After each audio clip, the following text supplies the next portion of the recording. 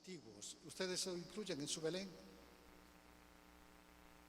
que son signo visible de la humanidad caída y que al mismo tiempo nos ayudan a reconocer en Jesús Salvador que ha venido a sanar y construir un mundo nuevo. Son palabras del Papa Francisco.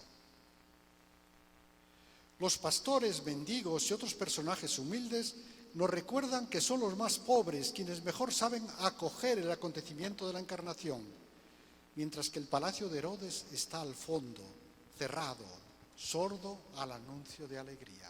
Me gustan estas palabras de Francisco. Vean que esto es teología popular.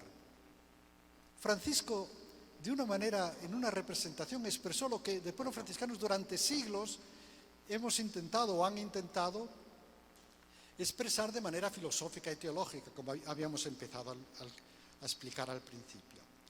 La presencia de personajes humildes de las más diversas profesiones son también una invitación a abrazar la mística de la vida ordinaria. Se recuerdan de aquel documento del Papa, ¿no? Gaudete et exsultate, cuando hablaba de la Coca-Cola y de los jeans. Bueno, que se centra en las relaciones de cada día, crece con pequeños gestos e impulsa a realizar acciones ordinarias de manera extraordinaria. Así la han vivido tantas personas desconocidas o olvidadas. Estoy recogiendo frases de Gaudete et exsultate. Francisco de Asís quiso mostrar el sentido profundo de aquella representación de la Navidad, celebrándola unida a la Eucaristía, aunque hace notar que son dos cosas distintas. En efecto, ¿cómo hace notar Francisco que son dos cosas distintas?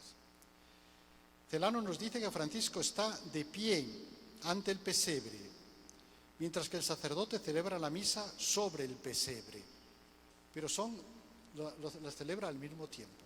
El niño que nace en Belén es el mismo niño que después viene en las formas de pan y de vino. Todo el misterio pascual está ahí representado.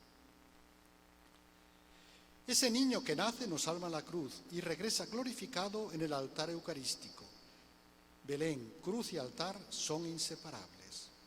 Francisco pone en evidencia ese vínculo encarnación-eucaristía que también solía subrayarse en aquella época.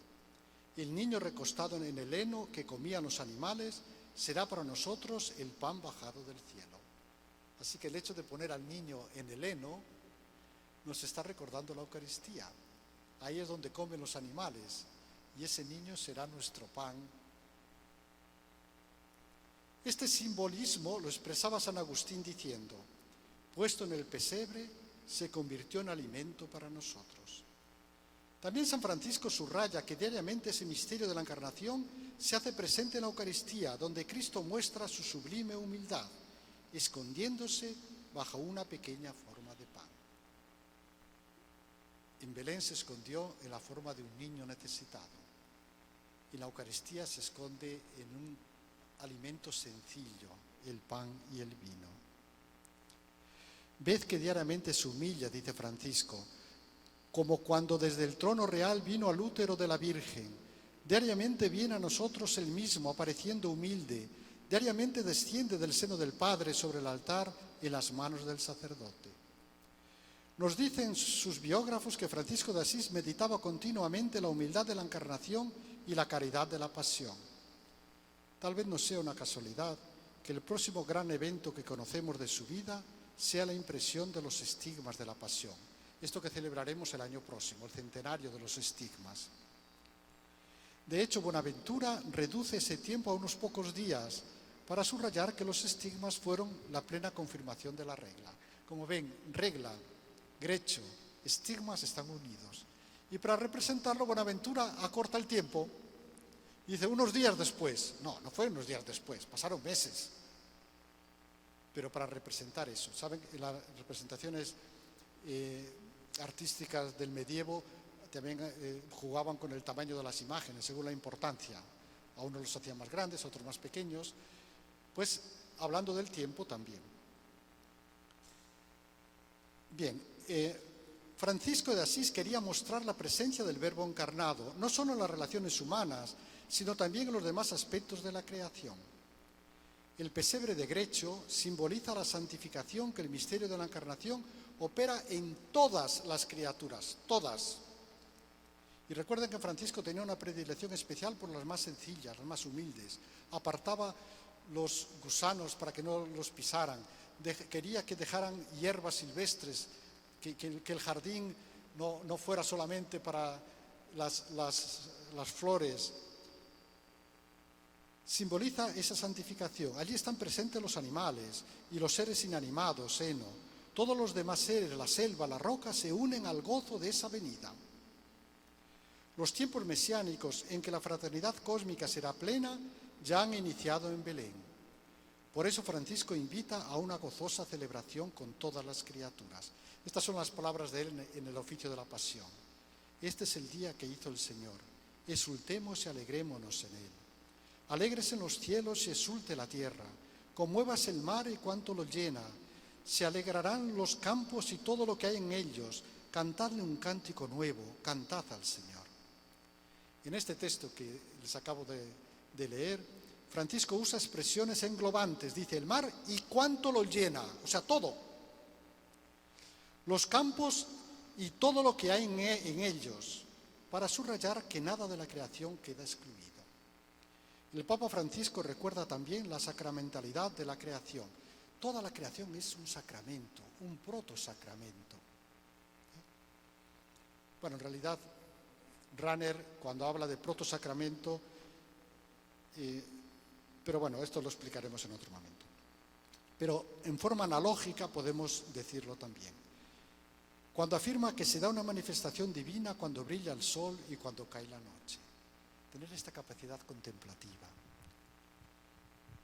Yo recuerdo un formador, cuando yo era estudiante, nos llevó un día al campo, nos mandó sentar en verde, en un prado, y nos dijo, ahora en silencio vais a escuchar cómo crece la hierba. Yo dije, este se ha vuelto loco. Pero, ¿sabéis? Fue una bonita experiencia. O sea, tratar de sintonizar con la creación. Tratar de percibir. Somos escuchar. Quienes escuchan la palabra. Toda la creación espera con ansia la revelación de los hijos de Dios y por eso resuena y responde a los gritos de júbilo de la asamblea. El clamor de la tierra maltratada por nuestros pecados encuentra en Francisco un hombre, un hermano que escucha su grito. Él acoge a todas las criaturas como hermanas y éstas le responden con afecto. Recuerden, la creación es un espacio de diálogo y las nuestras son 4 relaciones. Con Dios, con nosotros mismos, con los demás y con la creación. Estas son las 4 relaciones. El respeto que sentía por ellas le lleva a personificarlas. Y dice, habla del Señor hermano Sol, de la hermana Madre Tierra. Y en este mismo tono familiar se refiere a la luna, a las estrellas, al viento, al agua, al fuego, incluso a la hermana muerte temporal. Este texto de Leonardo Boff me gusta. Dice, la pobreza no es pobreza, sino la señora dama pobreza. Las virtudes no son virtudes, sino que son la reina sabiduría, la santa hermana caridad, la pura simplicidad. La alondra no es la alondra, sino la hermana alondra.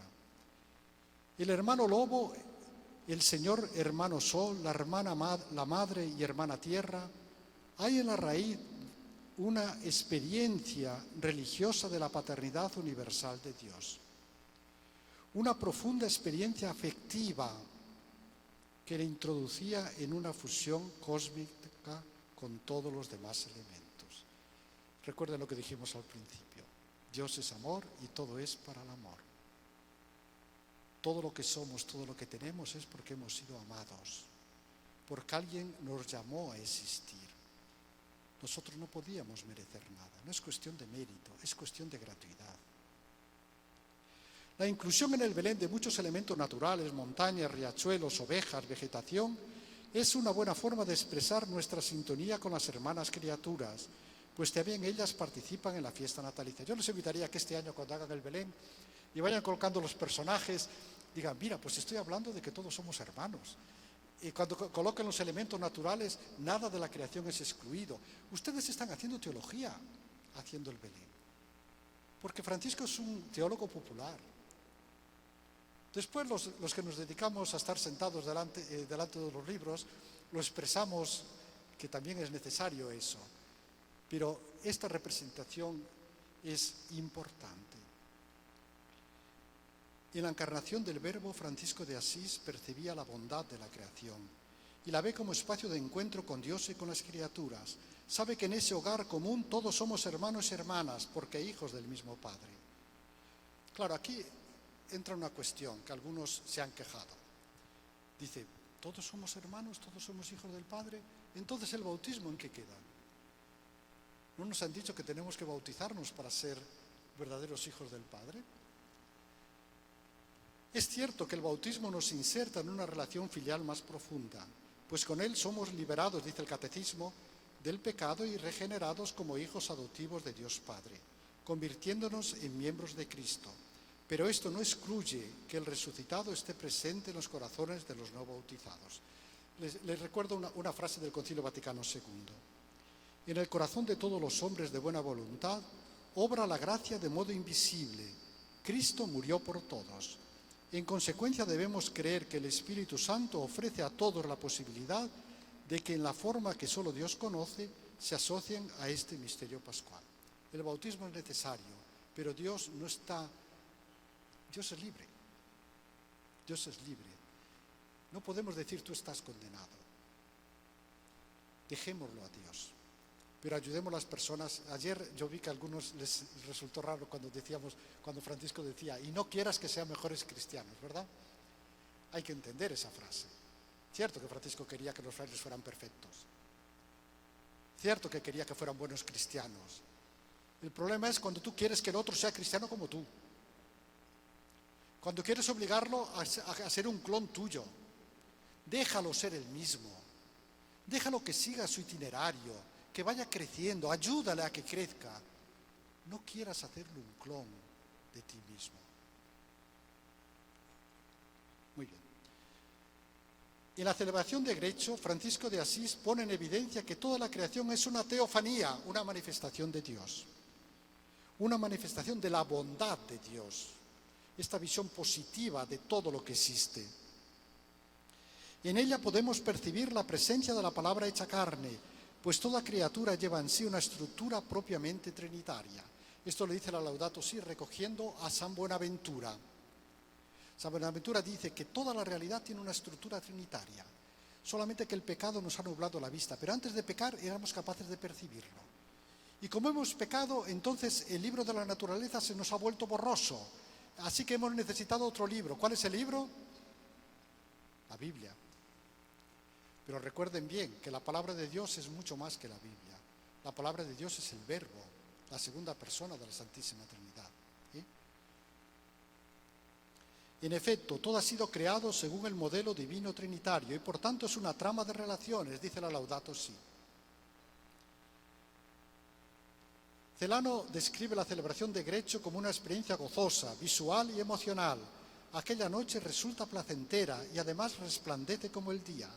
Abundan las expresiones sensitivas que también suelen usarse para describir la experiencia mística. Gustar, saborear, miel, dulzura, voces que resuenan, himnos de alegría, cantos de júbilo, tierna afección. Recuerden que Francisco estaba enfermo, desilusionado de sus frailes. Lo estaba pasando muy mal. La verdad que no lo aparenta. Se expresa así que esa experiencia envuelve a todo el ser humano, con sus sentimientos corporales, vista, oído, gusto. La similitud que Celano indica entre la voz meliflua de Francisco y el balar de una oveja, incluso dice que está como saboreando las palabras, dice Jesús y después saborea esa palabra, podría indicar una unión mística con el Cordero de Dios. Habla como una oveja porque está en sintonía con el Cordero. La asamblea contempla con sus propios ojos, también con los interiores, y puede tocar el misterio. También Francisco, al pronunciar niño de Belén, o Jesús, se pasaba la lengua por los labios, como si gustara y saboreara. Su lenguaje corporal es tan expresivo que había convertido en lengua todo su cuerpo. Ya les dije el otro día que él era italiano, así que no es extraño que fuera tan expresivo. Francisco de Asís prefiere centrarse en lo concreto y suele evitar términos abstractos. Bien, esto lo dejamos. Cuando quieren resaltar el significado profundo de la Navidad, recurren a narraciones simples. Por eso dice, añadió que en este día hasta las paredes coman carne. Y ya que no pueden, que a lo menos sean untadas por fuera. Francisco, un teólogo popular, lo expresa de manera sencilla. No usa esas expresiones, unión hipostática, persona, pero se emociona ante la humildad y pobreza del niño. No recordaba sin lágrimas la penuria que rodeó aquel día a la Virgen pobrecilla, la falta de todo lo necesario en Cristo su Hijo. Bueno, yo sé que los 3 minutos tal vez los acabé, pero me encantaría por una vez terminar. Aunque abuse de su paciencia. Hemos visto que en la celebración de Grecho, Francisco inspira algunos de los grandes temas que después desarrollará la tradición teológica franciscana. El misterio de Dios como amor generoso, la primacía y centralidad de Cristo, la percepción de todo lo existente como una familia, la bondad y sacramentalidad de la creación. Estos grandes temas franciscanos están presentes en el pesebre. Como en Grecho, también hoy necesitamos una fe profunda, que nos ayude a ver el cielo estrellado en medio de las tinieblas de la noche. En una sociedad consumista e hiperacelerada, tenemos que volver metafóricamente al refugio de Grecho, para escondernos en la roca y dejarnos envolver en el silencio. Son palabras del Papa Francisco.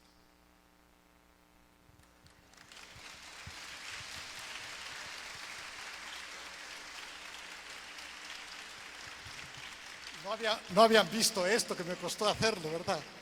El final, el the end.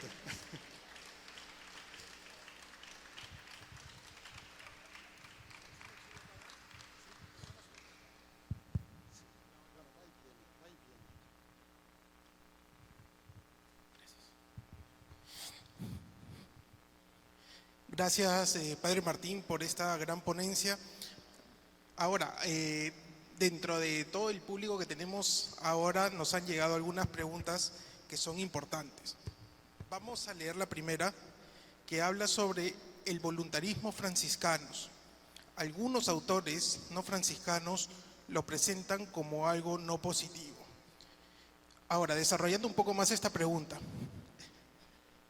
yendo al sentido filosófico, sabemos que la filosofía ha evolucionado desde sus orígenes, desde Aristóteles, Santo Tomás, Kant, Mill, hasta filosofías actuales, por ejemplo, la del existencialismo, con Jean-Paul Sartre y demás, en la cual desdibuja ya nuestra figura como Iglesia Católica, como sentido franciscano, y en este caso ya teniendo esta celebración de Grecho, de la encarnación de Cristo, nosotros, ¿cómo podemos hacer frente a todas estas formas de ver el mundo de manera diferente?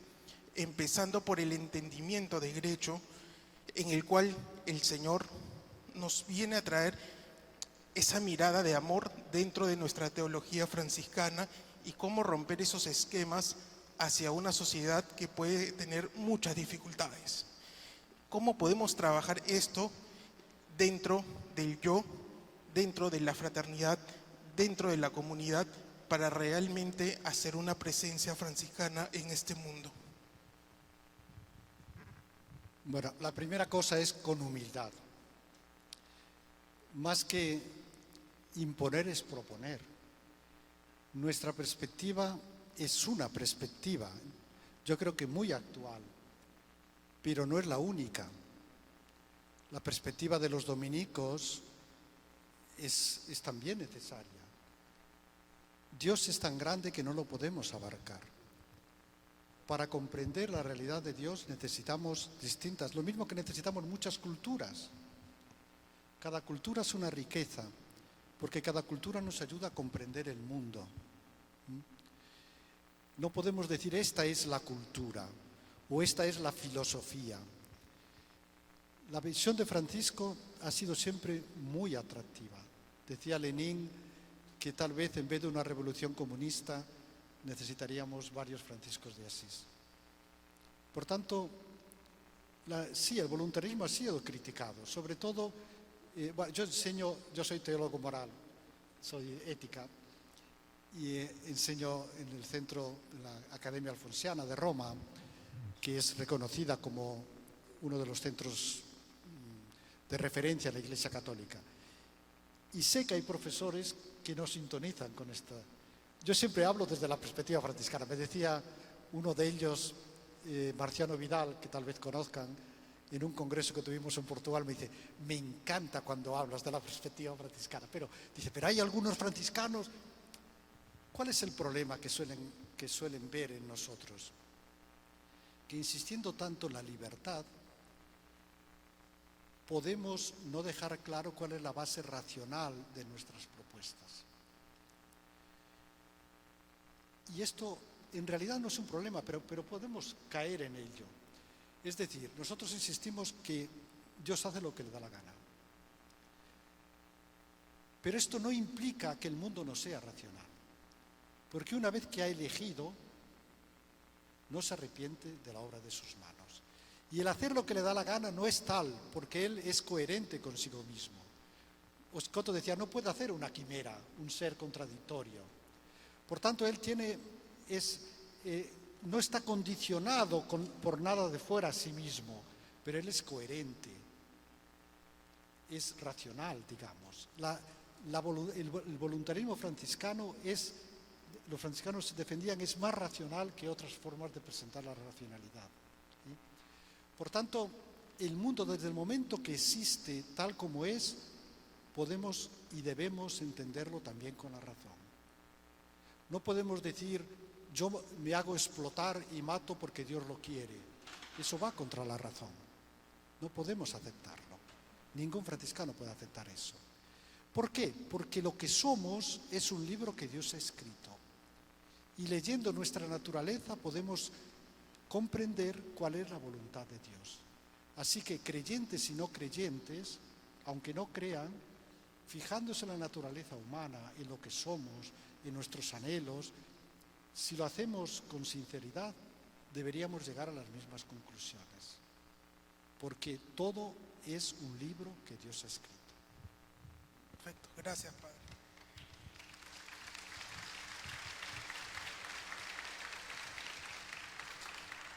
Yendo en la misma línea de pensamiento de la racionalidad de nosotros como personas, más aún como franciscanos, acá tengo otra pregunta también que habla sobre la propia Navidad, sobre la representación que al día de hoy se ha vuelto en muchos casos y por cambios de la cultura en los últimos años como una fiesta a veces muy material en la cual se pierde el significado.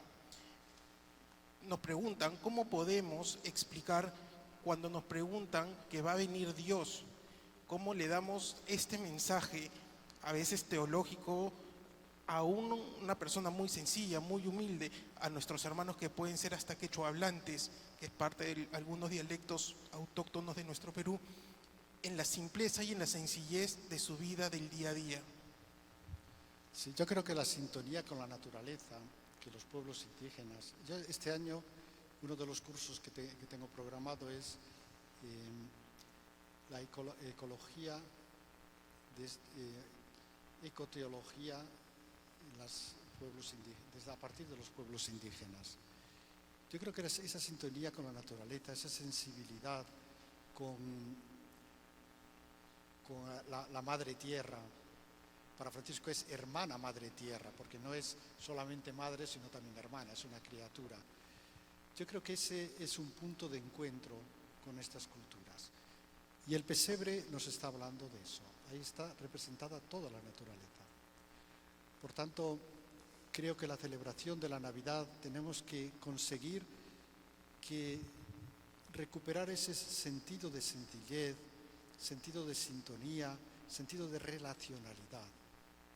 Somos para el séptimo día en que el niño jugará en el áspid con la serpiente y no le hará daño, en que habrá armonía en toda la naturaleza. Es decir, en el día en que las 4 relaciones del ser humano serán plenas. Pues la Navidad es intentar que eso se recupere. Lo mismo que decíamos el otro día del domingo. El domingo a veces lo hacemos en una lógica muy puntillosa de decir, yo no trabajo, yo no hago nada material y ya con eso cumplo el domingo. No, el domingo es si tú cultivas las 4 relaciones fundamentales. La Navidad será Navidad si tú consigues que en tu vida te ayude a sintonizar con esas 4 relaciones. Es decir, la relacionalidad más que el hacer cosas. Perfecto, muchas gracias. Y para culminar esta parte de preguntas, porque ya estamos justo con el tiempo, hay una de ellas que habla sobre el concepto, o como dice Dios, es todo amor. A veces se ignora que el amor también es justo, misericordia y justicia. Y ahondando un poco más en esta pregunta, dentro de la familia franciscana, entendiendo el amor como esa entrega total hacia la otra persona, nosotros tenemos esta comisión de justicia, paz y la integridad de la creación. ¿Cómo nosotros, desde este entendimiento de la encarnación de Cristo, que nos viene a traer este amor hacia todos nosotros, cómo podemos desarrollar estos otros valores que ya vienen dentro de nuestra espiritualidad franciscana desde el mismo Francisco, que el día de hoy ya ha sido más desarrollado en el venir de los tiempos, desde el Concilio Vaticano II hasta el día de hoy, con las diferentes encíclicas que han ido también brindándonos la Iglesia Católica? Sí, la relación entre amor y justicia, ¿verdad? Sí, bueno, a lo mejor, me voy a levantar un poquito, volviendo un poco al modo que hacía Francisco, a lo mejor con un diagrama resulta más fácil de comprender, ¿verdad? A veces se ha representado así, se pone debajo amor, caridad, después primero justicia, después una línea y después amor. Primero tienes que ser justo y una vez que seas justo puedes empezar a amar, ¿verdad? Lo pueden poner en manera vertical o en manera horizontal. Primero la justicia, después el amor. Si no eres justo, no puedes ser caritativo. ¿Están de acuerdo con eso? Sí, yo no. Yo no. ¿Por qué? Porque si separamos, ponemos primero justicia. O sea, tienen razón, pero hay que explicarlo. Estoy de acuerdo, pero hay que explicarlo. Intento provocar un poquito. No se me enfaden, por favor. No se me enfaden. Si separamos la justicia del amor, primero justicia, después amor, la justicia se convierte en dura. Dar a cada uno lo suyo. Eso es la definición que se suele dar, ¿verdad? ¿Y qué es lo suyo? Pues una cosa material o un buen palo. Tú las has hecho, las pagas. Has hecho un crimen a los 15 años, estarás en la cárcel y te ejecutaremos a los 40. No importa si te has arrepentido. Esa justicia sin caridad no es cristiana. Y se suele representar con una balanza, ¿verdad? En que se mide el equilibrio. Y en la Biblia no se representa así. ¿Cómo se representa en la Biblia la justicia? Como una madre, un manto que acoge a todos. Entonces, ¿cuál es el esquema que yo pondría? Yo pondría un círculo grande y a este círculo le llamo amor. Porque todo tiene que ser expresión de caridad. Todo. Dios es amor y todo ha sido creado para el amor. Así que el círculo es grande. ¿Y dónde coloco la justicia? ¿Fuera del círculo? No. Dentro. ¿Y cómo llamaría entonces a la justicia yo? Sería la caridad de lo exigible. Tú tienes que hacerlo por caridad, pero si no lo haces, te lo exigirán. Así que, por ejemplo, un ejemplo por ejemplo. Imagínense que tienen un empleado y a final de mes le tienen que pagar el salario y le dice, vamos al esquema primero, esto te pertenece, tenlo. Somos pobres, no podemos, pero bueno, ya que es tuyo, tenlo. Lo hacéis sentir mal. Una justicia sin amor, no. Si usáis el otro esquema, dice, esto es tuyo, pero gracias. Nos has hecho un gran favor. Te pertenece, es tuyo. Te lo has ganado, pero gracias. Justicia dentro de la caridad. Todo tiene que ser expresión de caridad. Todo. Si a la caridad la separamos de la justicia, se convierte en sentimentalismo. Ay, cuánto te quiero, pero ya te puedes morir tranquilo, no te preocupes. Justicia y caridad tienen que ir juntas. Somos hijos del amor y todo lo que hagamos tiene que ser expresión de amor, también la justicia. Así que en la Biblia, justicia es hacer sentir justo al otro. Recuerdo un fraile que decía que se había sentido muy herido y el otro dice, perdóname, ¿te sentiste herido? Y dice, en vez de decirle, no te preocupes, dice, sí, me sentí herido, pero te perdono. Perdono. Es un don. Hacer justicia es rehabilitar al otro, hacerlo sentir justo. Cierto que si debe pagar, obviamente, pero todo esto tiene que ser impregnado de la caridad, no ajeno a la caridad. Perfecto. Muchas gracias, Padre Martín Carbajo, y un fuerte aplauso para él.